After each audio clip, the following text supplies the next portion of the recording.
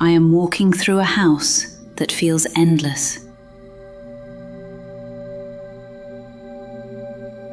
At first, the scale is overwhelming. Space opens into space, each more lavish than the last, as though the house were testing how much beauty and excess the human mind can absorb before it fractures.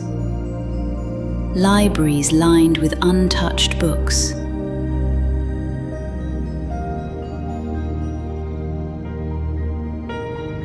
Sitting rooms arranged to look casually lived in, though nothing feels used.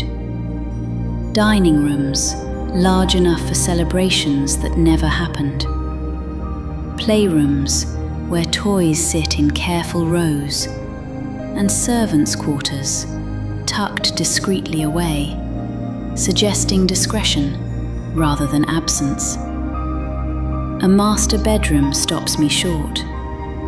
The bed dominates the space, vast, pillowed, indulgent in a way that feels almost devotional, as if rest itself were being worshipped here. I don't touch it. I move on.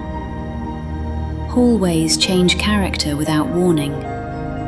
Some narrow and winding, others wide and ceremonial. Tones change unexpectedly. Doors lead to more doors. Nothing repeats. The house feels safe, inviting even. Then I begin to notice the people who seem to live here. A man sits reading in an armchair, utterly at ease. A woman fluffs pillows on a couch with practiced precision. Two children race through the corridors, laughing, their voices bouncing off the walls. None of them acknowledge me. It takes a moment to understand why. They don't see me. Not exactly. I am not avoided, not recognized. I exist in the margins of their world, like a reflection untethered from its source. That's when I notice what's missing. There's no water. Its absence presses against me.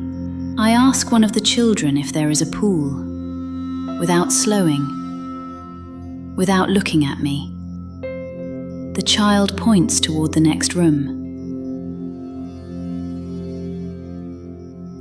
Two pools sit side by side, clearly related, yet distinct.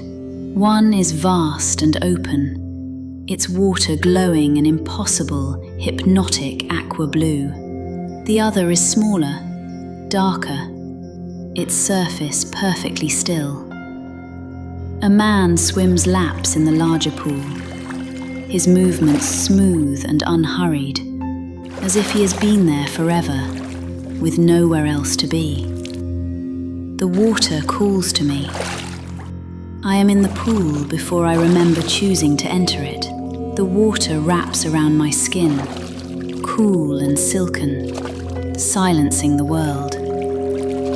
When I climb out, the house somehow feels subtly altered. I wander on, but a thread of unease coils quietly in my chest. The hallway I enter is wrong, not familiar in a vague way. The proportions are off. The walls feel closer. The air has cooled. I try another corridor, then another. Every turn opens into a space I have never seen. Not variations, but entirely new spaces. The warmth has drained from the air, setting my nerves on edge. The house has rearranged itself around me. Panic rises fast and sharp.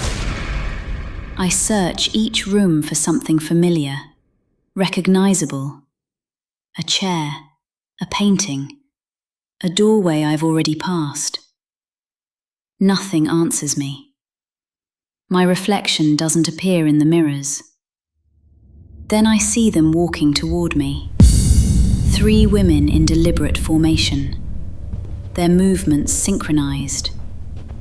faces so similar. The woman in front smiles and addresses me by my first name. Hearing it here feels like a violation.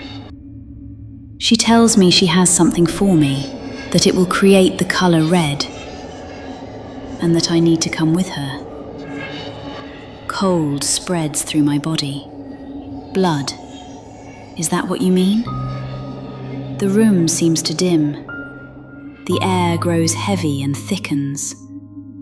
More figures appear at the edges of my vision. People without urgency, without faces, waiting. A young man comes to me. He is striking in a way that feels misplaced. Long, dark hair, a moustache, eyes too soft and caring. He leans close and speaks quietly without moving his lips. "You need to get out of here," he says. "How?" I whisper. "You're going to have to sign some papers," he says. The word lands like a trap snapping shut. Papers, agreements, consent. Hands close gently but firmly around my arms, guiding. I'm led forward, deeper into corridors I don't recognize. As I'm led away, I catch one last glimpse through an open doorway. The man from the pool has stopped swimming. He watches me with an expression I recognize too late. Not fear, but sadness and resignation. I finally understand. This house doesn't imprison you, it seduces you. And once you agree to stay, it gives you everything you thought you wanted. Space, beauty, comfort, water that glows forever blue. All it demands in return is that you never leave.